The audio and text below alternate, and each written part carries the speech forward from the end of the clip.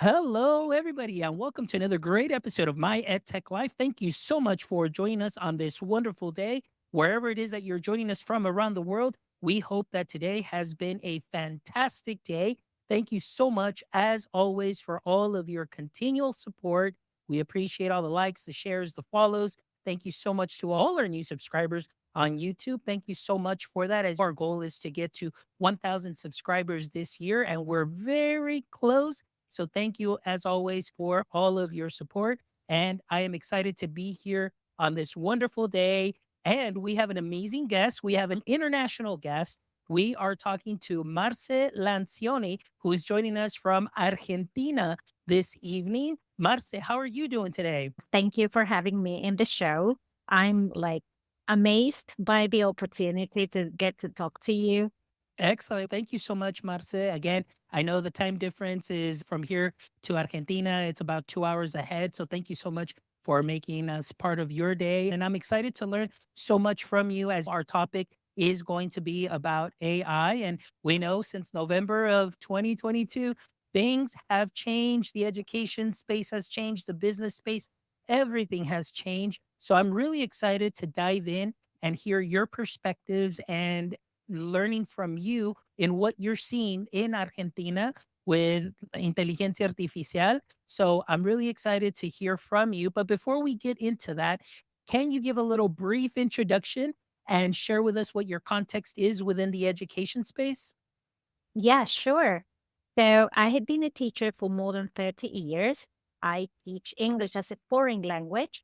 I got mind blown with the introduction of AI. So I really curious about it. And I have always liked technology. From the very beginning, I started experimenting with technology myself. And then with the introduction of AI, it was like, okay, this is a game changer. I have to get into it right away. At this moment, I'm teaching English in two language schools and also in a teacher training center. So yeah, doing a couple of things that I really Excellent. This is great because you're my first guest that we get to talk to a little bit more about how possibly you're leveraging AI for language learning or language acquisition. So, this is great to hear your perspective on it. So, let's go back to November 2022, or when was the first time that you heard about AI? And then, what were your first impressions? Oh, yeah, sure. Somebody just brought this onto the table and they started talking about ChatGPT. And I was like, what are you talking about? As I told you before, I'm the kind of person who likes experimenting. So I said, okay, I have to give this a go. And that's how I got started. Goodness, I just couldn't believe my eyes. And I said, okay, I have to try this with my students. The thing is that I teach teenagers, and teenagers as an audience can be really challenging. And in this particular case, I have this group of boys who love football. So I said, okay, what is it that you can find out about Messi on ChatGPT? Let's see what he can tell us. And it was like mind blowing for them as well. So that was an interesting way to get them engaged in the class. That's how I started, like putting it into practice together with my students because I wanted to know how they were like dealing with the whole thing. And it worked wonders. And then I said, okay, here there is something that will change the dynamic in the classroom. And let's see how we can incorporate it. And that's how I started. Excellent. That is so great to hear. And especially hands on is usually the best way to learn. And it's very interesting that you introduced it to your students. And then I hear recently a gentleman that I follow, Jason Gulia, who's been on the show. He said, and he teaches in college, and he says that there was a student that he says, "Well, yeah, I've tried it, not a big fan of it, not really impressed, talking about the ethics of it and things of that sort." So it's very interesting that coming that from a student perspective on it, but then you also have the students that are excited about it that can really take off and run with it. So now when you introduced it, I know that you mentioned the students really took to it. They really enjoyed it. What has been some of the things that you've been able to work on since that moment, where have you taken this as far as maybe to the next level as far as practice is concerned, not only for your students, but for you as an educator? Oh, that's a very interesting point because I have to admit that the whole incorporation of AI into my practices has made me experience my teaching life differently. It's like it has created this excitement that I think that I had lost. That I have been doing this for 30 years. So sometimes it can get repetitive. And I don't know, like it brought some fresh air to my own practices. And I started incorporating certain tools and certain things that transformed my lessons. And students could actually see that. So that was fascinating because I was like transmitting all this passion and this excitement. They could feel it. And somehow they got into it just the way I did. So that was fantastic. And the thing is that I have to be honest here. When I started using it, I truly didn't understand the behind the scenes. Now I'm really concerned about that in particular. It's very important, or one of the things that I always discussed about with my colleagues and the teacher, the students, and the authorities in the schools I work for, is the importance of understanding exactly what is happening behind the system or behind the tools so that they truly understand how to use it and to make a responsible use of the tools. So I have to admit that at the beginning, I had no idea about hallucinations or fabrications or those sort of things. And I started using it as if it was Google, as if it was a search engine, which of course is not the way it works. So when I started understanding exactly the way it actually works, I started changing the perspective that, like, you know, understood the need teach people or to talk to people about the behind the scene. What is AI, what it actually is, and how we can use it. So to make it, like, as I said before, a responsible and effective use of the tools. And that is a great point, Marce, that you mentioned, because, like I said, many educators do feel that excitement. And like you said, having that classroom experience, you're absolutely right. Being in the classroom for 11 years, taking on this new role the last eight, but being in the classroom, like you mentioned, can be very repetitive. And then you have to find ways to enhance the lesson. I always say like spicing things up, making it exciting. And obviously, with new tools and the use of technology, that really helps in leveraging some of those tools. And like you said, I understand and I completely feel you when you said like, it just breathed new freshness into your lessons, and then you're passionate, and then it transmits to the students as well. And then, of course, like with me as well, from the very beginning, I was really excited about it. I had been using AI even before the big announcement on November 20 of 2022, messing around Wow. with AI. And then all of a sudden, it all changed for me when I had to do one simple research paper. And I chose the topic of AI. It was so new. And I said, let me dive in. And when I dove in, much like yourself, I was like, whoa, I need to maybe just take a step back a little bit, see what this is all about. And then, of course, you start seeing those concerns. And now, after a year and a half, I think a lot more people that started off maybe like you and I are slowly, whoa, we're seeing some things here we didn't quite expect. Some of the things, as far as like you mentioned, on the backside of it, me thinking of wrong information, people treating it like Google search engines, which it really isn't. It's just really statistically predictive text that comes out, some of those outputs. So then, like I said, now I'm a cautious advocate, like my great friend Dr. Nika McGee says.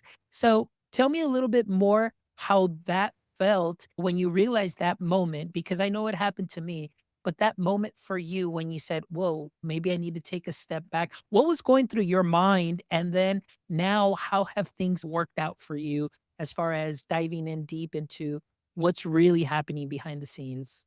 That's pretty interesting because suddenly I started rethinking so many aspects of the teaching experience and the tool. And I said, okay, let's analyze the tools first and then see how this can be incorporated. So first, I had this feeling that I needed to use it in the classroom. It was more like an SPA. I don't remember the word, but it was like a need that I had at that moment to just incorporate it. And then I said, okay, let's take things more slowly. I tried to be more cautious, let's say. And the more I got to know about it, the more cautious I became. And I started reading a lot. I started watching all sort of webinars.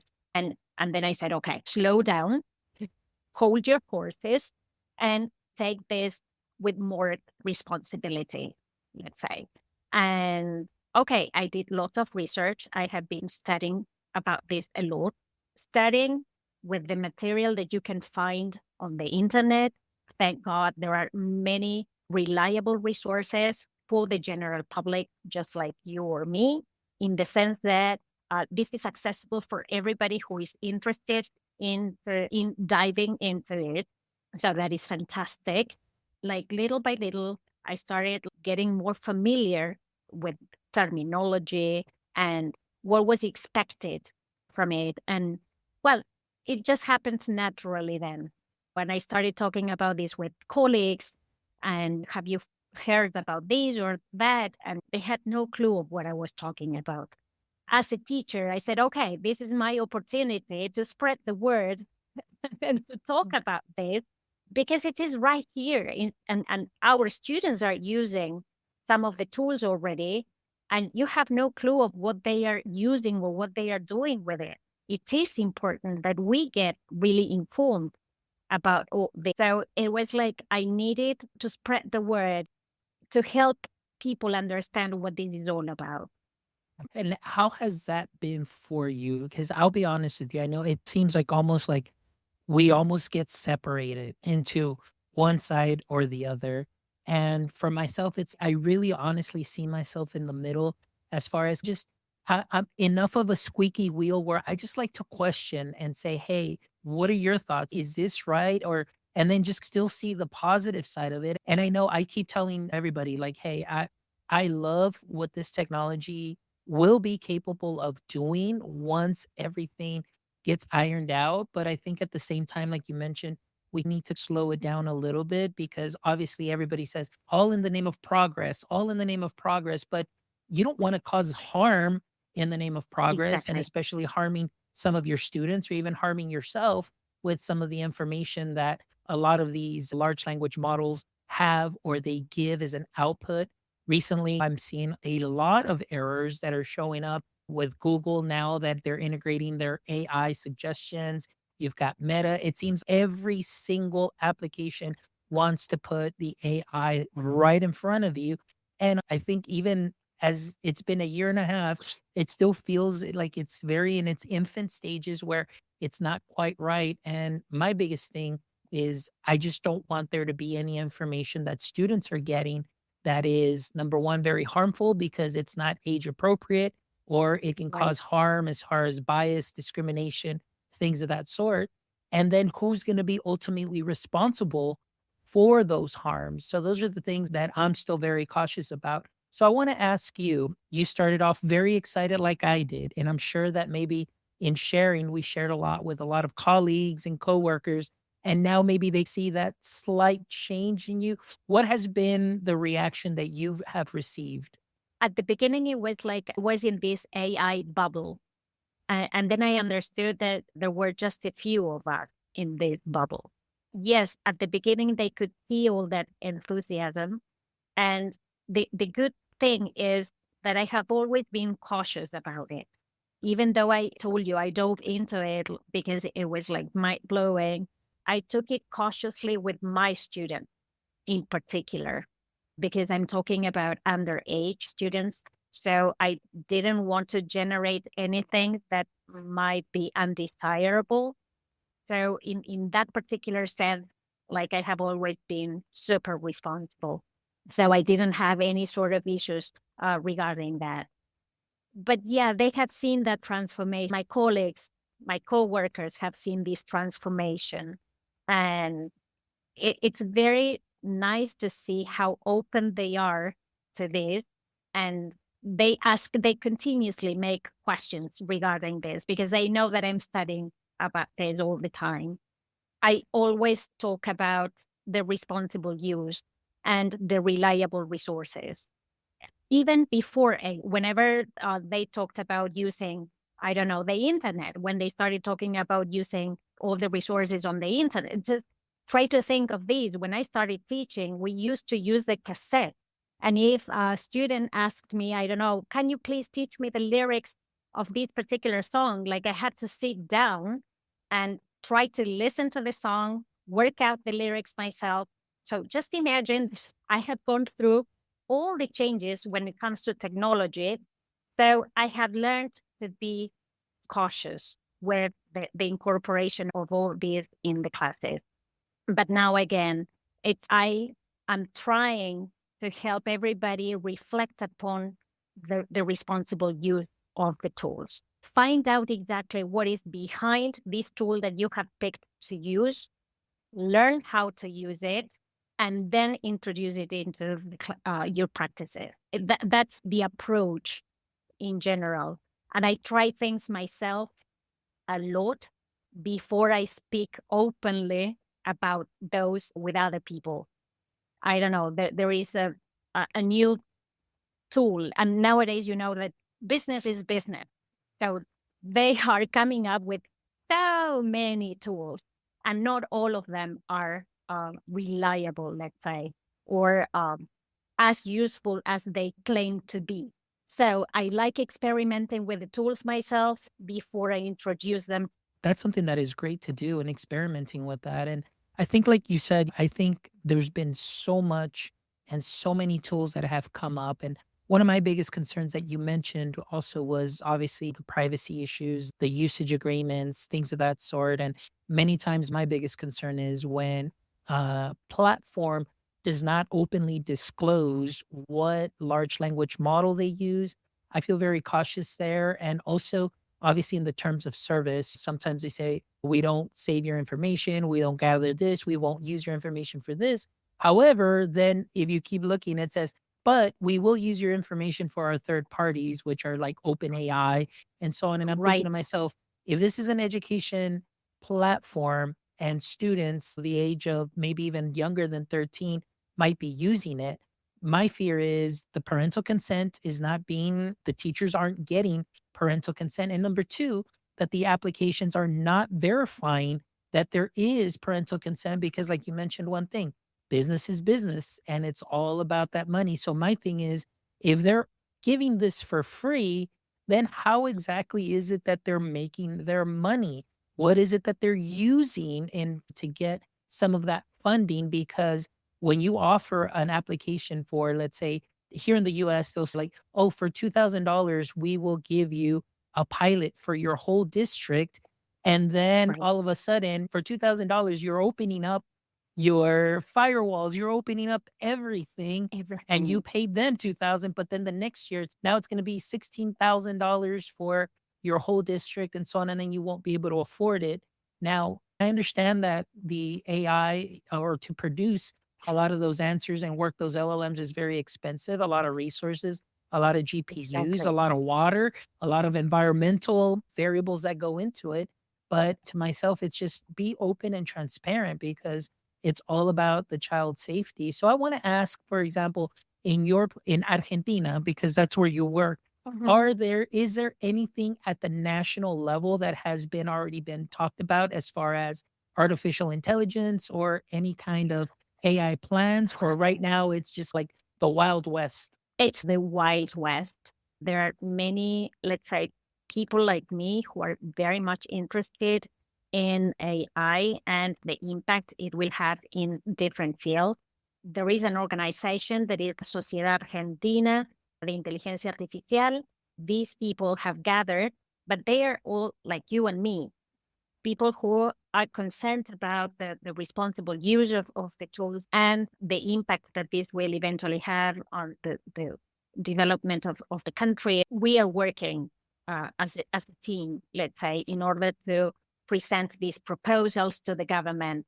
But the government itself, they're not talking about this. So it's more like what teachers or doctors or whomever is trying to do with the AI in a more personal way rather than something that the government has established. So the ministers are not talking about this. The ministries are not necessarily promoting any sort of teacher development, for example, when it comes to education. So this is something that we are organizing because we are very much concerned about how this will impact education. Business is business, and we have to protect children and we have to protect their privacy. And that's why I believe that it is important that we study and understand exactly how this works so as to inform parents, inform authorities. Because if we are going to wait until the government decides to dive into this, it will be way too late. This is changing so fast that, again, if we wait until someone in a black suit makes a decision on what to do, there will be holograms already by then. So we can't wait until someone behind the desk decides the way we should approach this. And again, you have mentioned something important. Most of these companies are offering like the free trials, but then they charge you. And here in Argentina, let's be honest, there are just a few who will be able to afford what they are charging. So we will stay behind or we will fall behind sooner or later. So I don't know. It's a big issue. It's a really big issue. And for that reason, I decided not to wait for someone else to make the decisions. I'm going to be responsible. And something that I always say to my colleague in the professional development courses, we are the ones who are responsible for what happens in the classroom. No matter what other people say, what happens in the classroom is our responsibility. What we offer our students is our responsibility. But again, we need to inform parents. We need to help the educational community understand what this is all about and take responsibility for what happens in the classroom. And that's it. Because again, we cannot wait until the government sets up the policies and the rules. And I think that's something that's great to hear from you, and especially as passionate as you are about obviously AI and the dangers, and more than anything, just the responsible use. I really love your boldness in what you said is in the end, you as a teacher in the classroom are ultimately responsible for what is being used for your students. And that is very bold because it just seems a little different here in the United States, where because of the hype of AI and a lot of the platforms, it seems like there's a lot of teachers that want to use it or are using it. And there, it's very anecdotal evidence of, oh, they seem to be improving and they're engaged, but oftentimes engagement doesn't always equal learning. Like I can be engaged in a video game, but am I really learning something? I can be engaged in a conversation, but am I really going to learn something from that? So those are some of the things there that I see that there should be something that we need to look into. Just because somebody's engaged, is there really any learning? And do we have any research to back it up? And right now, I don't think there's even any research at all whatsoever to back up that any of these tools are actually working other than just anecdotal evidence of saying, oh, this helps me speed up my process, or the students look, they're learning and they're doing this. I was like, we need to make sure that there's something that's measurable, concrete, and that we do see that research because, again, oftentimes it's the scary part is, like you said, is the data, the age, and that's what concerns me the most too with a lot of the applications. It's all about getting out there. We're marketing. We'll send you shirts. Just use my platform. We'll send you stickers. Just use my platform. And it's free marketing. And but in the end, they're the ones who are profiting off of the teacher use and then the student use and anecdotal evidence. So that's really bold too that you mentioned that if something should go wrong, at the end, it's the teacher who's going to be held accountable because they're going to say, hey, the district can easily say, hey, we didn't, this isn't a district platform or approved platform, but because the teacher wanted to use it and because they wanted to maybe just be very popular on social media by saying that they use it, all of a sudden, all it takes is one bad answer, one wrong answer that is very inappropriate. And then all of a sudden, there that goes. And who's going to be held responsible? The accountability is going to fall on the teacher. And I think that many parents really need to be part of the conversation, as a matter of fact. And because a Absolutely. lot of them, I'm sure that they don't even know half of the platforms that are being used in the district at all whatsoever. So that's something that's very important and interesting to see that even in Argentina, many miles away, we're still seeing some of those same problems. And I guess that's really what we'll see in a lot of places too. So I want to ask, are many of the platforms that are being used in Argentina, are those very similar platforms that are here in the United States, or are they more of Argentina based platforms that are getting into the education space? Okay, I have to be totally honest here. Mhm. Since I'm an English teacher, I use the platforms I use or the material I incorporate is produced abroad. So there aren't platforms, or I haven't found any platforms that we could use, for example, for the teaching of English as a foreign language. I have incorporated some of the tools that they are using abroad to adapt them, let's say, for the needs that my students have.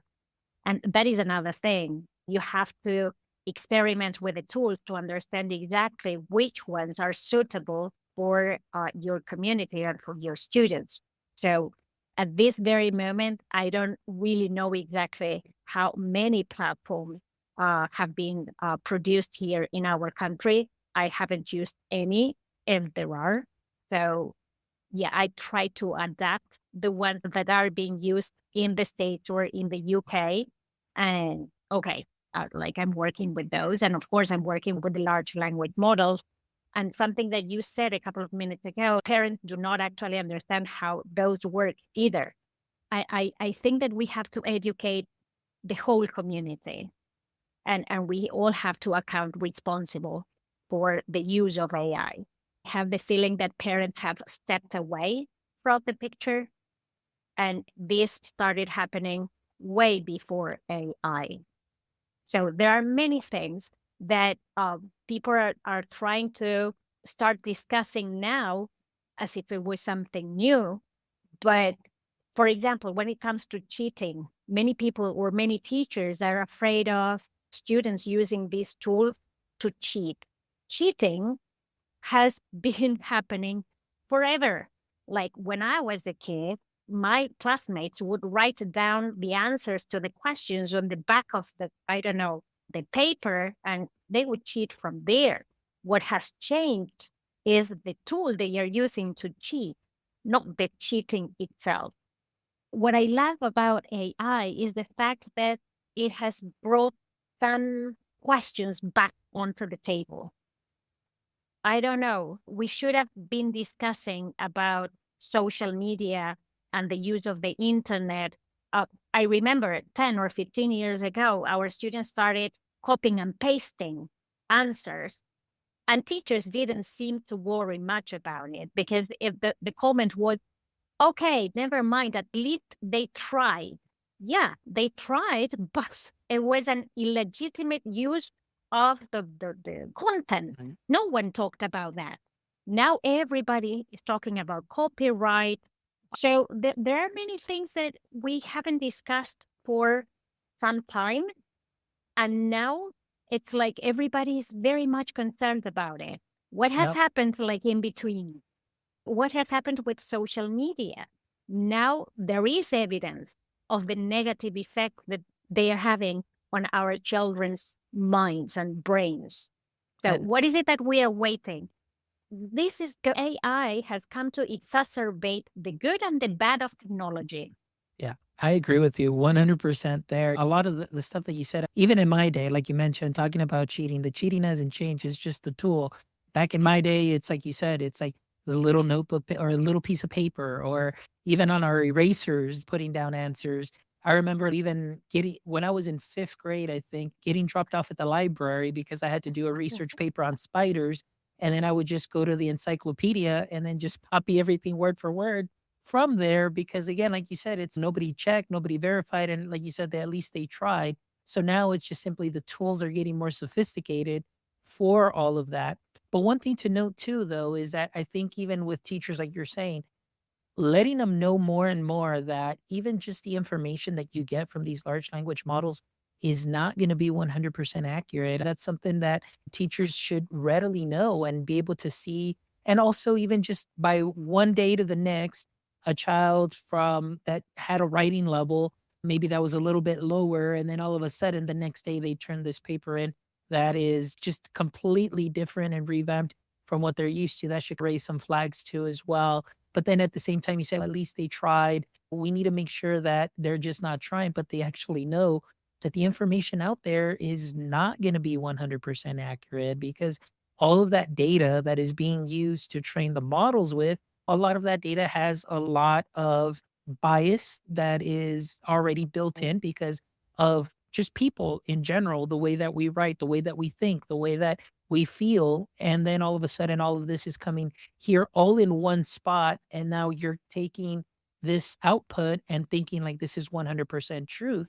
And that's one thing that scares me about as far as teachers when they use this, that their outputs, they just simply trust just because it is a specific name of a platform.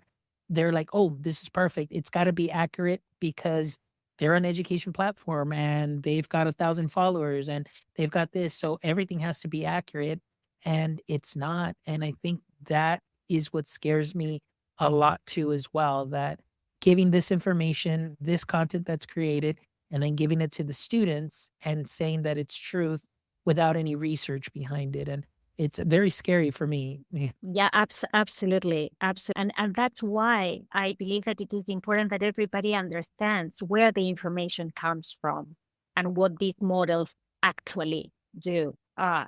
If I give my students some, I don't know, biased information in a text that has been produced by AI, and then some parents come and complain about it, I can just not blame AI. So the importance of understanding, like the we are the professionals, all right? We are the professionals. We are the ones who have to make the decision. We are still the decision makers, all right? This idea of co-creating with the tool. I cannot just simply allow the systems to do the job for me. I'm going to use you as a thought partner. I'm going to use you as my assistant. But in the end, again, and I want to highlight this because I believe that this is the key thing when it comes to the use of AI in our classrooms. I account responsible for what happens and for the material I share with my students. But again, it is important that everybody is informed, even students, how these platforms work. So before introducing ChatGPT, Gemini, whatever language model you want to use, whatever educational platform you want to share with your students, everybody needs to be well informed on what this is all about. I just want to highlight that because otherwise, okay, I read like 20 or 30 years ago when you saw something on TV, just simply because it was on TV, you believed that was right. Now we are just exposed to information that you don't know whether it is true or not. So this idea of teaching students to be cautious and teaching them to analyze the information critically. We have been we have been talking about critical thinking skills. But what is it that teachers are doing to actually teach those skills? I believe that little has been done in terms of helping students develop these necessary skills.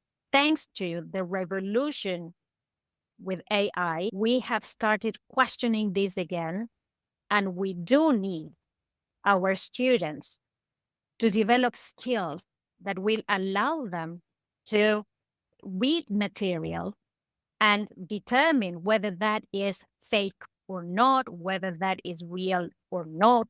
So there are lots of things that we will have to do in order to make sure that they can make a good use of AI in their own lives and when they graduate or whatever. So we are talking about teaching life skills that will allow them to use whatever tool, because again, we are talking about a tool. AI and all these platforms have to be seen as what they are, tools, and that's it. We have to reflect upon the use of the tools, how we are going to use them. But if you don't know how, I don't know, a remote control works, it is very likely that you are going to make mistakes until you find out exactly how it works. With AI, there are certain mistakes that we cannot make because they can manipulate people's minds through all that information. You were talking about biased information. Most of the content on the internet contains biased information, fake information. You cannot rely on the information that these tools are generating. They are creating it. So who is behind the key? All right. Yes. So we have been talking about the manipulation of the minds through social media. This is much more powerful than social media. And children, teenagers, do not have the necessary skills to tell what is real or not. Like in our case, we have developed these skills throughout the years without AI. So we are more reflective upon the content and we are much more careful. But this kid will grow up exposed to information in any sort of format, pictures, videos, or whatsoever, without having developed the ability of telling true from what is it, fake from real, you know? How is it that we are going to help them develop those skills? That's a big question. It is, and it's a question that we definitely have been talking about or discussing. At least I see it in at least a lot of posts, but it also seems like it always gets drowned out by more information on using it, and really with no regard to the dangers. I think right now, one thing that you mentioned to me, one thing that worries me too, is a lot of these applications that are coming out for like mental health or like to assist students. And now students are talking to a chatbot, and now what if something happens with that chatbot, just gives wrong information, gives something that could be dangerous, something that maybe pushes that child over the edge? We don't think about those things. And I know that there's a lot of people that say, "Oh, this is going to be good. This is going to help. This is going to end." But it's always all in the name of progress, because it's like, "Hey, you can't crack, or you can't make an omelet without cracking some eggs." No, but that's the wrong attitude. Like, I want something that's going to work 100% of the time, 100% of the time, every single Right. time. I don't want something that's going to work 60% of the time, 100% of the time, because that could be very dangerous. And so those are some of the things, like you mentioned, when the younger generation grows up already with a lot of mobile devices and so on. And that's the life that they live. And like you said, they find it difficult maybe to find out what is really real and what is not, what is fiction, what is nonfiction. And like you said, developing those critical thinking skills is something that is important for you and I, who grew up later on without the devices and so on. We've developed that over the years, and it's something that's a little Right. bit different. It's something that I know students today can still develop, but we really need to make the effort in doing so. But it all starts too with proper teacher training.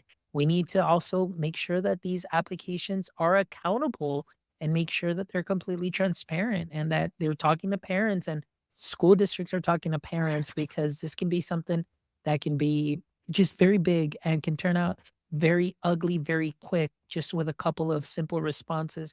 And even us as adults finding these mistakes, we're thinking to ourselves, wow, imagine this coming out in one of these applications and being an answer to a question that a student has. That could be very dangerous. And they always talk about, and I think there's this false sense of security just because, oh, we're an education app and we already create the prompts for you. And so it's almost like this false sense of safety, and they really can't put too many guardrails on it because they don't own the large language model. They're plugging into another large language model, whether it be OpenAI, API, things of that sort. So how can you put guardrails on something that you don't own? It's almost like it's like a crapshoot. You're rolling the dice to see and hoping that 99%, 99.9% of the time you're getting the right output. And that's very scary still. Absolutely, absolutely.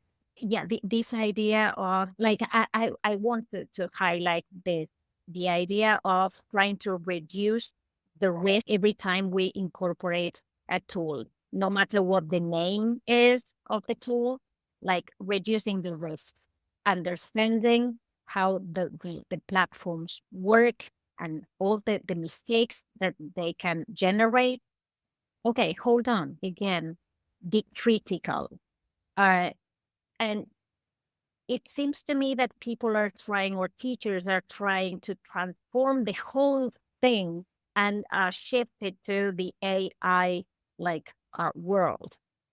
But there are so many other things that you can do in the classroom that have nothing to do with the digital world, especially when it comes to very young children need to play the old style. Like they need to dress up, they need to color, they need to, and you cannot do that with AI. Like they need the hands-on learning experience. And we have to take that as an advantage. There are so many life skills that you can learn when you are a kid. Your teachers need to use that in order to make sure that the children are treated as what they are, children, and they have the right to learn like the old school. Like in this particular case, I would say that it's like the old school because in kindergarten, you learn the basic and the basis, what will shape you in the future. We have to be extra careful. We have to remember that AI is just another tool that hasn't come to replace like anything. It's not here to replace anything. It's just another tool that you can use to make, for example, your lesson planning in a shorter period of time. That's fine. But then how you use it with the students, that's a completely different story. I use it from time to time with my students because, okay, they feel motivated. There are certain things that they can do that they wouldn't be able to do if it wasn't for the AI. But that's it. I still use my textbooks. I still use, I don't know, some of the teaching strategies or techniques that I used, I don't know, 10 years ago because they have proven successful, which is not the case of AI yet. So careful. Again, for me, it's just another tool that spices up what happens in the classroom. And that's it. Like, careful. Perfect. Very well said, Marce. Thank you so much. I really appreciate your insights and thank you so much for allowing us to learn a little bit more about what is going on in Argentina, what you're doing also in being very active in informing and educating your colleagues, your students, your community, and how there's a group of you now also that is growing to do these things and using it responsibly in the classroom too as well, and just being those cautious advocates, which is exactly what it is that we need. So thank you so much for the work that you're doing, and thank you so much also like for being on the show. I know like just last week we connected on LinkedIn. Maybe it was like Thursday or something like that, and now you're on the show. So it's just wonderful to be able to have you on such short notice, and thank you for making time out of your busy schedule to be here and just share your these wonderful perspectives. Thank you so much. It's a real pleasure. And I need, like, it's not that I need, but I believe that we need to keep on discussing about all these issues. We all share the same concern. Those teachers who are fully committed to children's education, need to hold these conversations. We need to keep on talking about what is going on, draw our conclusions on what is the best or for the best interest of our students and for ourselves as well, because again, we are the ultimate responsible of what happens in the classroom. So thank you very much for having me. Like it was totally like unexpected, but thank you very much. Excellent. Thank you so much, Marce. But before we go, I always like to end the show with the last three questions. So here we go. So I want to ask you, Marce, now I know we talked a lot about AI and all just how we're very cautious about it and everything. But I want to ask you, in the current state of education, actually, let me rephrase that. We know that every superhero has a weakness. So we know, for example, Superman, his greatest weakness was kryptonite. It was just something that just caused him just to feel very weak or just feel very just discouraged, almost defeated in that sense. So I want to ask you, in the current state of education, whether it's AI or not AI, what would you say is your current EDUKryptonite? All right. So when it comes to the biggest concern that I had regarding education at this moment has to do with the role that parents have in the whole picture. And like now at this moment, teachers hold lots of responsibilities and we have been left alone somehow. I'm really concerned about that. And the lack of information, I believe, is the greatest flaw within the whole thing. And Yeah. So I was going to say those are really great points. I think that's one thing that I often express is that for myself, the word we use learning community a lot. And we always talk about, oh, how can we improve our learning community? And oftentimes when schools use that, it's usually just, let's say, superintendent, directors, teachers, students, and that's where it stops. But it doesn't include the parents. And it just seems like somehow, some way within the school setting or system, or something that almost parents have become excluded from those conversations and maybe almost feel unwelcomed into when coming to a school or things of that sort. But like you said, I think a lot of the issues or maybe just concerns can easily be remedied if the parents are involved in those conversations and feel welcome. This is the community that I choose to bring my child to come to school. Why not be grateful to the parent? Because without those students, there wouldn't be a school, there wouldn't be a teaching right. job, things of that sort. And oftentimes we forget the source, which is not just the student, but the parents. And I think that's so important. So I agree with you on that. I think I've always been saying that since I started the podcast and even before. It's the importance of bringing parents to into the conversation is something that can be Yes. just a great change agent for the community as well. So thank you so much for sharing that. So my second question to you is if you could have a billboard with anything on it there in Argentina, just people driving and they can see it, what would be on your billboard and why would that be on your billboard? Wow. Like it would be like a big one, like a big one, because I would love to highlight the importance of the responsible use of whatever it is that you are using, no matter what it is, and no matter whether it is related to education or not, but it has to do with the responsible use of whatever it is that is in your hand. Basically that, basically that we need to be responsible. Yeah. And That's when a it good comes to that when it comes to education, even more, because we are like touching these little minds and souls. So responsibility should be the priority for everybody in this world. If we were more responsible with what we do, I believe that the world would be a much better place. great billboard. I like that. Responsibility. And the last question, Marce, it doesn't have to be teacher related or anything, but I want to ask you, do you have a favorite hobby or activity that you wish that maybe you could turn into a full-time profession? Okay, the fact is that I'm obsessed with teaching. I'm really obsessed with it and I'm obsessed with learning. So the hobby that I enjoy the most is that of reading. So if there was a possibility of becoming a professional reader, then that would be like suitable for me. Oh, that would be amazing, honestly. I told my wife, like you said, I love learning. I said, if I could be a professional learner and somebody just pays me just to learn, I'd be so happy just to be doing that because I love it. Absolutely, because I was thinking about it and I said, okay, if I were paid for studying, that would be like, wow. I would devote 24/7 to studying. Yeah.